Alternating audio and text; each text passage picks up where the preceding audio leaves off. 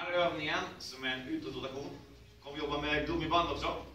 Du kan använda ett band som är klippt, alltså inte sitter ihop, eller ett band som är ihop här. Jag kommer ha det här bandet just nu. Du bara loopar bandet runt någon ställning liknande så att den är ungefär i din bröstkorgshöjd, axelhöjd.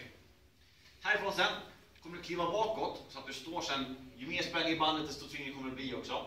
Men se till att du står med en 90-graders vinkel i armbågen och även 90-graders vinkel i armhålan. Håll kvar den positionen här, tänk att du har som axel och armbågen i samma höjd och nivå där också. Härifrån sen så vrider du knogarna bakåt. Tryck ihop på den skulderbladet där. Håll en sekunds paus innan du sänker tillbaka också. Undvik att inte skjuta bak armbågen när du vrider upp eller att armbågen faller ner som är väldigt vanligt för att komma i den här positionen. Tänk att det är som en grillad kyckling på spett här. Du roterar ifrån armen, överarmen. Så härifrån sen vrider du uppåt